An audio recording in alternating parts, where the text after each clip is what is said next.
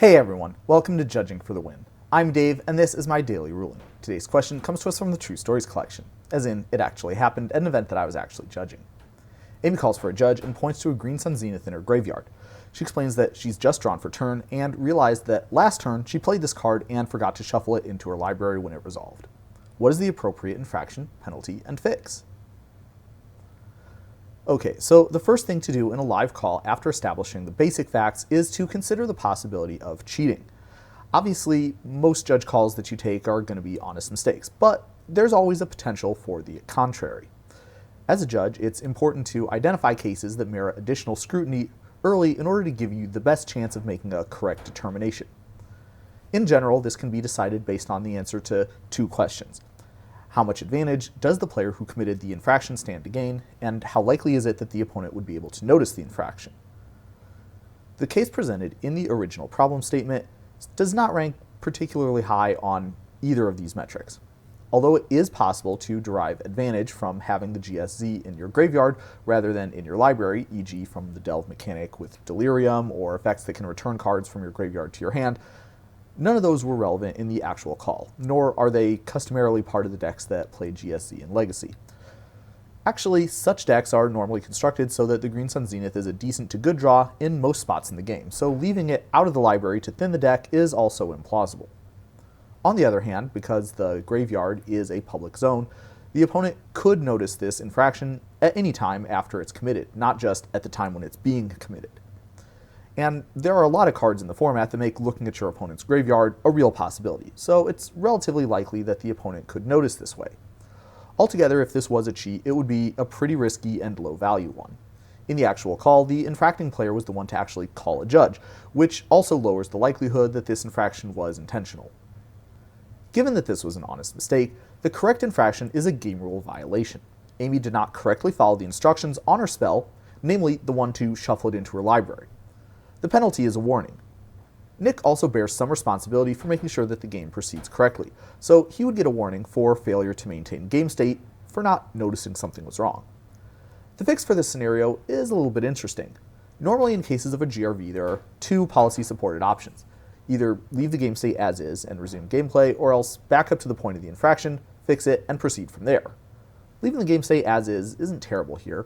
It's true that Amy has taken a draw step that should have otherwise had a couple % chance to be a Green Sun Zenith, and having that card in your graveyard does have the potential to matter for a few interactions as noted earlier. But the impact on the game state is relatively minor. Backing up is also potentially not too bad depending on how complicated the board state is and what happened on the previous turn. Especially early in the game, it's very possible that nothing significant happened in the game since the error, and both players would make exactly the same sequence of plays as they did originally if we did back up. On the other hand, it's also certainly possible that enough things have happened in the game or enough information has been revealed that there's no reasonable chances the game would proceed in a similar way if we'd back up and resume to how it would look if the mistake hadn't happened. So like I said, those are the two options normally. Go ahead and take a moment to think about what you would do in this call if you were the judge. Now, prepare to throw something at your screen because it turns out there's actually a relevant fact that I hadn't mentioned yet. There actually is a third option available in some cases called a partial fix. The philosophy behind the fixes for game rule violations, or any infraction in general really, is we want to restore the game to the state that it would be in if no infraction was committed. Sometimes that's possible, but when it isn't, our goal is to come as close as we can. For certain GRVs, the two tools that are available, either a backup or a no-fix, are pretty far from ideal, or at least not as close as just fixing whatever the infraction is and proceeding from there would be. Thus, the concept of a partial fix was born. In cases where a partial fix is applicable, that's the correct course of action. Backing up or leaving the game state as is don't factor into the equation at all. The catch is that all the partial fixes are very narrow. They only apply to the specific GRVs that exactly meet the criteria described in the IPG. If any facts about a scenario differ from those criteria, you cannot apply the partial fix and you must resort to one of those other two options.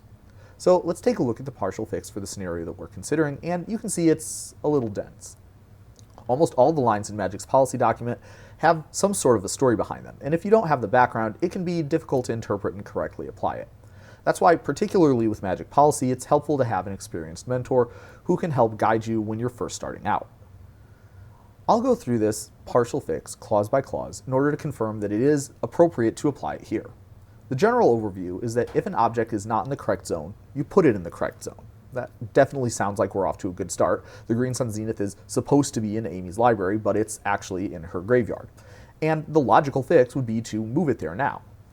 But let's go through the rest of that rule in order to make sure it all fits. The exact object is still known to all players. This means that every player in the game needs to be able to know that the object we're moving really is the one that's supposed to be in a different zone. For example, if we were talking about a creature card rather than Green Sun Zenith and the player had cast a Ghastly Conscription, the opponent wouldn't know which of the manifested cards was the one that was returned. Therefore, it would not be possible to use this partial fix to put that creature back into the correct zone. Actually, there's another reason why this partial fix probably wouldn't apply in this case, which is related to the next line. It can be moved with only minor disruption to the current state of the game. In the Ghastly Conscription example, moving the card to the correct zone would result in a 2/2 manifested creature vanishing into thin air. This would actually be quite disruptive in most cases. Although our goal is to get to a game state that matches as closely as possible with what the game state would be if there was no error, it's important to consider the game state that currently exists too. The players have been playing and making decisions based on the game that's physically in front of them. A fix that deviates too much from that state might have the exact opposite of the intended effect. Another important thing to note is that the game state does include not just the physical position of all the cards, but also everything required to reconstruct the game, including invisible information such as the presence of a buff from a giant growth on a creature or the targets of an ability that's on the stack. If you have a background in computer gaming, the state in game state corresponds to the usage of the same word in the phrase save state, or for computer science folks, a state machine. For example, in the scenario from our original problem statement, let's imagine that the players discovered the error after Nick had activated a Deathrite Shaman to exile Green Sun Zenith. Shuffling the GSZ in at that point would remove the target of that ability, effectively countering it. So moving that card would not constitute a minor disruption to the current state of the game as required. Finally, we have a line saying that this partial fix only applies if the object being in the wrong zone is the game rule violation, and not if it's the consequence of a different error. This line was intended to ensure that judges can only apply the partial fix to correct situations where a card being in the wrong zone is the root problem, and not the result of some other earlier error. The example given when this clause was added is that it should not be a partial fix to return all the destroyed creatures to the battlefield if a player cast a mass removal spell without the colored mana needed to pay its mana cost. Even though casting a Supreme Verdict without access to double white is itself a game rule violation, moving the creatures from the battlefield to the graveyard is the correct thing to do based on the game state that existed at the time that action was performed. The root problem is that the player cast a spell with improper colors of mana, not that a card was put into the wrong zone. Therefore, this partial fix would not apply in such a case. Based on the facts of the scenario presented in the original problem statement, that game rule violation would qualify to have the partial fix performed. This would be accomplished by shuffling the Green Sun Zenith into Amy's library and proceeding with the game.